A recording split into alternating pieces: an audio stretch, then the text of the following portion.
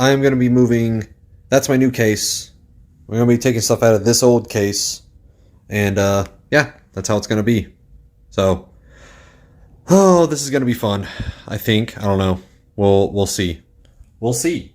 Because I'm on my phone and I'm on my Wi-Fi with this old router, so I don't know how this is all going to go, but hopefully it works. Yeah, and if you don't see me doing stuff for a while, it's or if I'm not responding to chat, it's because I am. You should see me working and stuff. You know what? I'm an idiot because I totally forgot my tools in my car. Well, this is going to be great. You know what? Give me a sec, and I got to run down and grab those real quick. So just chill. I'm going to put some music on and stare at this case for a little bit, I guess. Or the floor, or whatever. I don't have a reliable thing. I'm going to try something. I have a Xbox controller with a clip on it, so I'm going to put y'all on that, and hopefully that works and doesn't turn you off. But it might. I'm sorry. No, looks like it works. Cool. So, yeah, just sit here for right now and, stare at that. I think. I don't know. Maybe it won't work. Huh. Well, have fun. I'll be right back.